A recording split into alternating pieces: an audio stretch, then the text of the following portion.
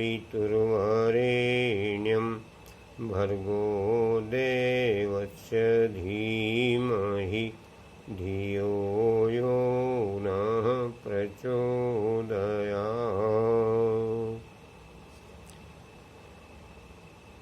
ईश्वर का विराट स्वरूप। इस पुस्तक की व्याख्या के रूप में उसके परमात्मा के तीसरे शक्ति, जिसको विष्णु कहते हैं, जो अवतार लेकर सामान्य प्रक्रिया को ठीक करते हैं, उसका चौथा जो भाग है परमात्मा के स्वरूप का, उसको कहते हैं भगवान। भगवान किसे कहते हैं, इसके बारे में इस वीडियो में इसका विश्लेषण किया जा रहा है। परम पूज्य गुरुदेव ने लिखा है, ब्रह्म की चौथी शक्ति भगवान है। भगवान भक्तों के वश में होते हैं। भक्त जैसे चाहते हैं उन्हें नचाते हैं। भक्त जिस रूप में उनका दर्शन करना चाहते हैं उसी रूप में प्रकट होते हैं और उनसे जो याचना या कामना करते हैं उसे पूरा करते हैं। भगवान की कृपा से भक्तों को बड़े बड़े लाभ होते हैं, परंतु यह भी याद रखने की बात है कि वह केवल भक्तों को ही लाभ पहुंचाते हैं। जिनमें भक्ति नहीं है उनको भगवान से भी कुछ लाभ नहीं हो सकता। अनेकों देवी देवता भगवान के रूप में हैं। जिस देवता के रूप में भगवान का भजन किया जाता है उसी रूप में वैसे ही फल उपस्थित करते हुए भगवान प्रकट हो जाते हैं। भगवान की कोई स्वतंत्र सत्ता नहीं है। आत्मा की सशक्त क्रिया रूप को भगवान कहते हैं। आत्मा अनंत शक्तियों का पुंज है। उसकी जिस शक्ति को प्रदीप्त, प्रचंड एवं प्रस्फुटित बनाया जाए वह शक्ति एक बलवान देवता के रूप में प्रकट होती है और कार्य करती है। किसी पक्के गुंबददार मकान में आवाज़ करने से वह मकान गूंज उठता है। आवाज़ की प्रतिध्वनि चारों ओर बोलने लगती है। रबड़ की गेंद को किसी दीवार पर फेंककर मारा जाए तो जितने जोर से फेंका था, टक्कर खाने के बाद वो उतने ही जोर से लौट आती है। इसी प्रकार अंतरंग शक्तियों का विश्वास के आधार पर जब एकीकरण किया जाता है तो उससे आश्चर्यजनक परिणाम उत्पन्न होते हैं।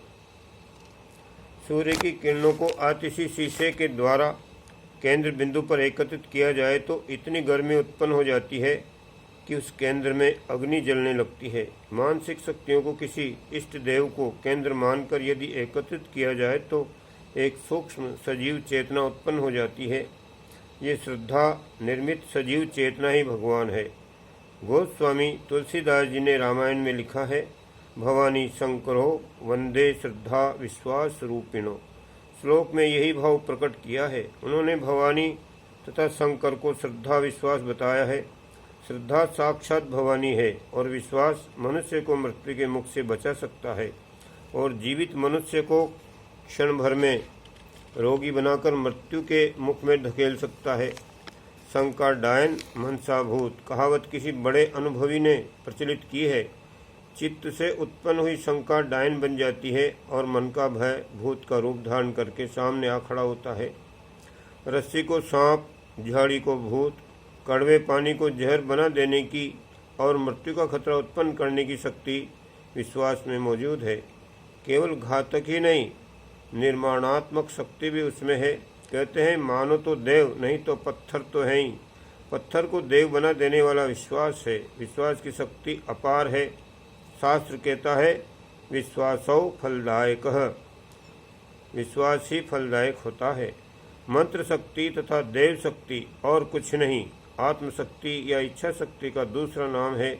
ध्यान, जप, अनुष्ठान आदि की योगमयी साधनाएं एक प्रकार का मानसिक व्यायाम है। जैसे शारीरिक व्यायाम करने से देह पुष्ट होती है और निरोगता, सुंदरता, दीर्घायु, भोग, सुख, सहन शक्ति, धन उपार्जन तथा कठिन कष्ट साध्य कामों को पूरा करने की प्रत्येक सिद्धियां प्राप्त होती हैं, वैसे ही मानसिक साधनाओं द्वारा, आराधना उपासना द्वारा मनोबल बढ़ता है और उससे नाना प्रकार की अलौकिक शक्तियां प्राप्त होती हैं। मंत्र शक्ति, देव शक्ति से जो कार्य पूरे होते हैं वे किसी दूसरे के द्वारा प्राप्त नहीं होते, वरन अपने ही पुरुषार्थ द्वारा, अपनी आत्मशक्तियों द्वारा उपलब्ध होते हैं। साधना एक वैज्ञानिक प्रक्रिया है जिसके द्वारा आत्मशक्तियाँ बलवान होती हैं और मन चाहे परिणाम उपस्थित करती हैं। भक्त भगवान का पिता है। अपनी भक्ति द्वारा वह अपने भगवान को उत्पन्न करता है और पुष्ट करता है। जो अपने भगवान को जितना भक्ति का साधना का दूध पिलाता है उसका भगवान उतना ही बलवान हो जाता है और जितना उसमें बल होता है उतना ही महत्वपूर्ण परिणाम वो उपस्थित करता है। प्रहलाद का भगवान बलवान था कि खम्भ चीर डाला, नरसिंह का भगवान हुंडी बरसा सकता था, परंतु हमारे भगवानों में वो बल नहीं है। किसी के भगवान स्वप्न में या जागृत अवस्था में दर्शन दे सकते हैं, किसी के भगवान भविष्य में कोई संकेत कर सकते हैं, किसी के भगवान विपत्ति में सहाय हो सकते हैं। तात्पर्य यह है कि जिसने अपने भगवान को जिस योग्य बनाया होगा वह वैसे ही वरदान देने के लिए, वैसी सहायता करने के लिए तैयार रहेगा। वस्तुतः मनोबल ही भगवान है। मनोबल को बढ़ाने के तरीके अनेकों हैं। योग साधना का भारतीय तरीका ही एकमात्र उपाय नहीं है। संसार में अनेकों साधन और उपाय इसके हैं। विश्वास के आधार पर मनोबल बढ़ता है। कई व्यक्ति बिना योग साधना के भी अपने स्वावलंबन, आत्मविश्वास, अध्यवसाय, साहस, सत्संग एवं पराक्रम द्वारा अपना मनोबल बढ़ा लेते हैं और वही लाभ प्राप्त करते हैं जो भक्तों को भगवान प्रदान करते हैं। अनेक अनीश्वरवादी व्यक्ति भी बड़े बड़े सिद्ध हुए हैं। राक्षस लोग देवताओं से अधिक साधन संपन्न थे। असुरों को बड़े बड़े अद्भुत वरदान प्राप्त थे। आज भी वैज्ञानिक लोग बड़े बड़े अद्भुत आविष्कार कर रहे हैं। इस सब के मूल में उनकी मानसिक विलक्षण शक्तियाँ काम कर रही हैं। ये भगवान की ही कृपा है। भगवान को सुर और असुर सभी बिना भेदभाव के प्रसन्न कर सकते हैं तथा उनका अनुग्रह और वरदान प्राप्त कर सकते हैं। ब्रह्म की मूल सत्ता निर्लिप्त है। वह नियम रूप है, व्यक्तिगत रूप से किसी पर प्रसन्न अप्रसन्न नहीं होती। उस पर आराधना, पूजा या निंदा से कोई प्रभाव नहीं होता। अग्नि देवता को गाली देने वाले या पूजने वाले में भेद की कोई आवश्यकता नहीं। जो भी उसके नियमों के अनुरूप चलेगा लाभ उठाएगा और जो अग्नि को अनियमित रूप से छुएगा निश्चय पूर्वक जल जाएगा। आत्मा का, ईश्वर का, विष्णु का यही नियम है। पर भगवान की लीला विचित्र है। वे भक्त वत्सल है। उन्हें जो जिस भाव से बसता है कुएं की आवाज़ की तरह से उसे वैसे ही भजने लगते हैं। कीर्तन, कथा, जप, तप, पूजा पाठ, ध्यान, भजन ये भगवान की प्रसन्नता के लिए ही हैं। श्रद्धा और विश्वास न हो तो सारे अनुष्ठान निष्फल जाते हैं। भगवान से, आत्मबल से आस्तिक नास्तिक सभी अपने अपने ढंग से लाभ उठाते हैं।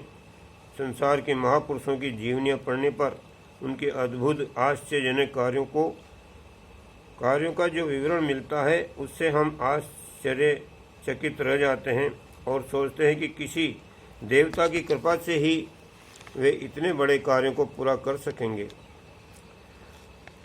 वह देवता भगवान है जिसे मनोबल भी कहते हैं।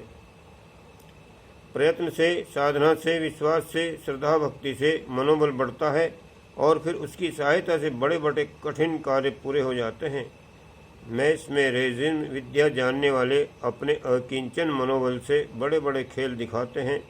ये बल अधिक हो जाता है तो जिस दिशा में भी चाहे मनुष्य मोर्चे पर मोर्चा फतह करता हुआ आगे बढ़ता जाता है। अनायास अप्रत्याशित सुअवसर भी उसे प्राप्त होते हैं। धन को देखकर धन, वैभव को देखकर वैभव और सौभाग्य को देखकर सौभाग्य अपने आप अनायास टपक पड़ते हैं। इन अनायास लाभों में भी सबल की सहायता का ईश्वरीय नियम काम किया करता है। भगवान कल्प वृक्ष हैं। उन्हें जो जिस भाव से बसता है उसकी इच्छा पूर्ण करते हैं।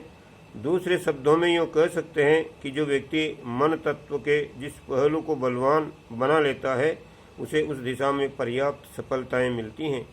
इस प्रकार चतुर्मुखी ब्रह्मा की कार्य पद्धति इस सृष्टि में दृष्टिगोचर हो रही है। उपनिषदों में इसे 4 वर्ण वाला ब्रह्म भी कहा जा सकता है।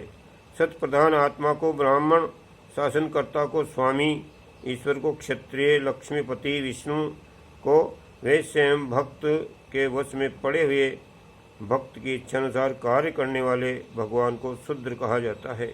ये विचार भेद उसकी शक्तियों का रूप समझने समझाने के लिए आचार्यों ने उपस्थित किया है। वस्तुतः उसकी अनंत शक्तियाँ हैं और वो मनुष्य की बुद्धि की पहुँच से बहुत अधिक आगे है। इस प्रकार से ये भगवान का विवेचन आपके सामने प्रस्तुत किया है। इति श्री ओम शांति शांति शांति।